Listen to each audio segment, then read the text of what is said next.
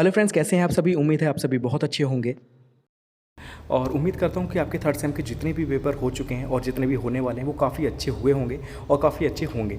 ठीक है, पेपर जो होता है आपको पता है कि लेवल जो होता है पेपर का वो क्या करते हैं, एक दो पेपर थोड़ा टफ बना देते हैं, बाकी थोड़े आसानी रहते हैं पेपर।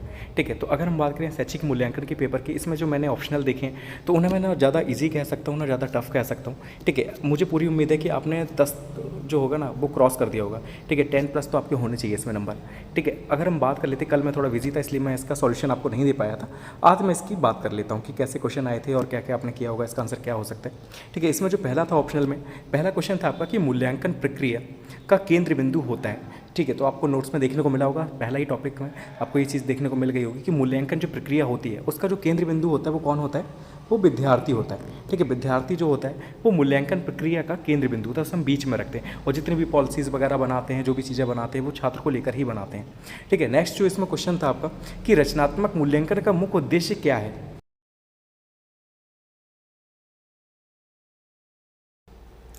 तो रचनात्मक मूल्यांकन का मुख्य उद्देश्य पूछा गया, इसमें पहला ऑप्शन था कि अगली कक्षा में छात्रों को डालना, तो ये रचनात्मक मूल्यांकन का कोई भी उद्देश्य नहीं होता।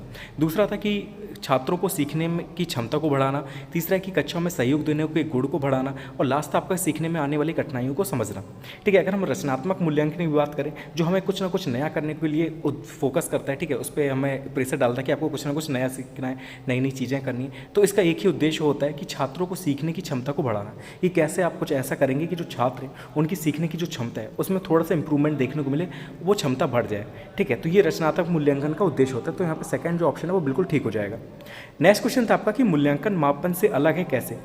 मूल्यांकन जो होता है वो मापन से कैसे अलग होता है। मात्रात्मक न्याय की प्रक्रिया द्वारा, निर्णय लेने की व्यापक प्रक्रिया द्वारा, गुणात्मक न्याय की प्रक्रिया द्वारा, या सुरक्षित किए गए अंकों के आधार पर निर्णय लेना। ठीक है, तो इसमें मूल्यांकन को मापन से अलग बताया गया कि कैसे हम मूल्यांकन को मापन से अलग कह सकते हैं। तो देखिए, निर्णय लेने की जो व्यापक प्रक्रिया होती है इसके द्वारा हम कह सकते हैं कि जो मूल्यांकन होता है वो मापन से अलग होता है। ठीक है, तो आपको पता था कि मापन में जो होता है वो आपका कैसी चीज़ें आ जाती हैं, तो मुश्किल ज़्यादातर उसमें जो चीज़ें होती हैं वो मात्रात्मक होती हैं, जबकि मूल्यांकन में मात्रात्मक गुणात्मक दोनों चीज़ें देखने को मिल जाती हैं। तो हम कह सकते हैं कि ये मात्रात्मक और गुणात्मक वाला ऑप्शन तो सीधे सीधे गलत हो जाता है। तो निर्णय लेने की जो व्यापक प्रक्रिया होती है ये बिल्कुल सही आंसर हो जाएगा इसका।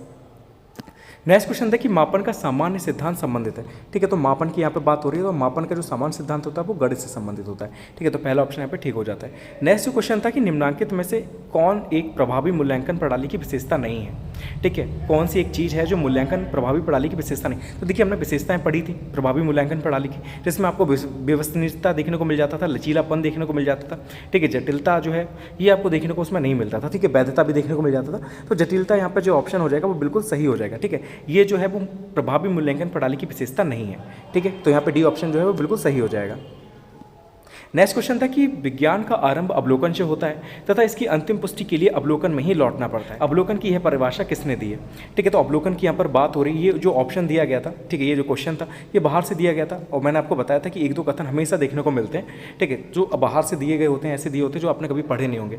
ठीक है, तो ये जो दिया गया था ये भी बाहर से दिया गया था। ठीक है, कि एक आध नंबर तो काट ही सके बच्चों के।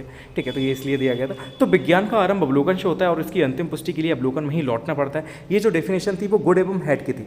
ठीक है, यहाँ पे सेकंड ऑप्शन ठीक हो जाएगा, गुड एवं हैड ने ये परिभाषा दी। नेक्स्ट क्वेश्चन था कि सार्थक ज्ञान के लिए निदान एवं उपचार का मार्ग प्रशस्त करता है। ठीक है, सार्थक ज्ञान की यहाँ पर बात हो रही है, तो सार्थक ज्ञान के लिए निदान एवं उपचार का जो मार्ग होता है वो सामान्य मूल्यांकन में भी देखने को मिल जाता है। ठीक है, सामान्य मूल्यांकन में भी क्या होता है कि सार्थक ज्ञान के लिए निदान एवं उपचार जो होता है वो देखने को मिल जाता है। तो यहाँ पे पहला ऑप्शन बिल्कुल ठीक हो जाएगा। नेक्स्ट क्वेश्चन था आपका कि शिक्षार्थियों के सतत एवं समग्र मूल्यांकन यानी कि सीसीई पर प्रभावी जोर दिया गया। किस में दिया गया था, तो कई सारी शिक्षा नीतियाँ आई थी, तो उसमें पूछा गया कि किस में हमने क्या किया था, सीसीई में जोर दिया था। ठीक है, यानी कि विद्यार्थियों के सतत एवं समग्र मूल्यांकन पर फोकस किया था, जोर दिया था। तो ये राष्ट्रीय शिक्षा नीति 1986 हो जाएगा। ठीक है, जो राष्ट्रीय शिक्षा नीति 1986 होता है आया था उसमें हमने सीसीई पर जोर दिया था। नेक्स्ट क्वेश्चन था कि बौद्धिक योग्यता में बोध का अंग नहीं है। ठीक है, अनुवाद, विवेचना, वाक् विस्तार या अनुप्रयोग। तो बौद्धिक योग्यता की यहाँ पर बात हो रही है, और बौद्धिक योग्यता का अगर हम अंगों की बात करें तो उसमें अनुवाद देखने को मिल जाता है, आपको विवेचना भी देखने को मिल जाती है, वाक् विस्तार भी देखने को मिल जाता है, लेकिन अनुप्रयोग देखने को नहीं मिलता। तो ये इसका सही आंसर हो जाएगा। नेक्स्ट क्वेश्चन है आपका कि बच्चों की सीखने की प्रकृति के वर्णन अभिलेख किस पर आधारित होते हैं। मौखिक तकनीक पर, परियोजना तकनीक पर, अवलोकन तकनीक पर या अधिविन्यास तकनीक पर। तो सीखने की प्रकृति हम कैसे देखते हैं बच्चे की, तो हम उसका अवलोकन करते हैं। ठीक है, उसकी चीज़ों का अवलोकन करते हैं, वो कैसे कार्य करता है, कैसे चीज़ें पढ़ रहा है, कैसे रिजल्ट जा रहा है, हर चीज़ का अवलोकन करते हैं। तो यहाँ पर सही आंसर जो रहेगा जगह अवलोकन तकनीक हो जाएगा। ठीक है, तो यहाँ पर जो तीसरा ऑप्शन है आपका बिल्कुल ठीक हो जाएगा। नेक्स्ट इसमें क्वेश्चन था कि क्रियात्मक शोध का अंतिम चरण होता है। तो क्रियात्मक शोध हमने बहुत अच्छे से पढ़ा था। ठीक है, इसका अंतिम चरण आप सभी को पता होगा, आपने सही से लिखा भी होगा। तो निष्कर्ष जो है वो क्रियात्मक शोध का अंतिम चरण हो जाता है। ठीक है, पहला ऑप्शन यहाँ पे ठीक हो जाएगा। नेक्स्ट क्वेश्चन था कि क्रियात्मक अनुसंधान का मुख्य उद्देश्य क्या है। ठीक है, क्रियात्मक अनुसंधान के बारे में बहुत अच्छे से हमने डिस्कस किया था। तो क्रियात्मक अनुसंधान का प्रमुख उद्देश्य क्या हो जाएगा, तो नैदानिक हो जाएगा, कि यानी कि निदान करना, चीज़ों का निदान करना, जो समस्या है उसका निदान करना ही क्या है, क्रियात्मक अनुसंधान का प्रमुख उद्देश्य होता है। नेक्स्ट क्वेश्चन है कि सामुदायिक सहभागिता में नवाचार है। तो नवाचार का मतलब मैंने आपको बताया था कि इनोवेशन को कहते हैं नवाचार। ठीक है, तो सामुदायिक सहभागिता की अगर बात करना चाह रहे हैं तो उसमें क्या क्या चीज़ें इनोवेटिव हो सकती हैं, तो एनसीसी भी उसमें आ जाएगा। ठीक है, ये चीज़ मैंने आपको बताई थी कि एनसीसी है वो एक इनोवेटिव कार्य है। ठीक है, रेड क्रॉस संस्था है, ये भी आ जाएगा नवाचार में, स्काउटिंग भी आ जाएगा, यानी कि तीनों ऑप्शन ठीक है, तो उपयुक्त सभी इसका सही आंसर हो जाएगा। नेक्स्ट क्वेश्चन था कि क्रियात्मक शोध के प्रवर्तक हैं। तो इसका आंसर तो आप सभी ने लिख लिया होगा, कई बार ये पहले भी लास्ट ईयर के जो क्वेश्चन थे। ठीक है, अगर मैंने आपको बताया भी था कि जो प्रीवियस ईयर के क्वेश्चन पेपर हैं उन्हें अच्छे से लगा लेना, तो उसमें भी ये कई बार क्वेश्चन देखने को मिला है। ठीक है, तो इसका सही आंसर हो जाएगा स्टीफन एम कोरे। ठीक है, थर्ड ऑप्शन यहाँ पे बिल्कुल ठीक हो जाएगा। नेक्स्ट क्वेश्चन था आपका कि एक विद्यालय के प्रधानाचार्य द्वारा विद्यार्थियों को विभिन्न संवेगात्मक समस्याओं के कारणों को पहचानने व उन्हें दूर करने हेतु कौन सा अनुसंधान किया जाता है। ठीक है, तो यहाँ पर क्या बात हो रही है कि एक विद्यालय के प्रिंसिपल हैं वो क्या कर रहे हैं, बच्चों की संवेगात्मक समस्याएं हैं उनके कारणों को जानना है उन्हें। ठीक है, उन्हें कैसे दूर किया जा सकता है, तो उसके लिए कौन सी रिसर्च करेंगे वो। ठीक है, कौन सा अनुसंधान करेंगे, तो क्रियात्मक अनुसंधान करेंगे। ठीक है, यहाँ पर जो पहला ऑप्शन है बिल्कुल ठीक हो जाएगा, क्रियात्मक अनुसंधान इसका सही आंसर हो जाएगा। तो जितने भी ऑप्शनल थे हमने सारे डिस्कस कर लिए। ठीक है, तो सही पेपर था, अगर आप देखें तो 10 तो प्लस आने चाहिए आपके नंबर। मुझे पूरी उम्मीद है कि आपने 10 तो किए होंगे सही।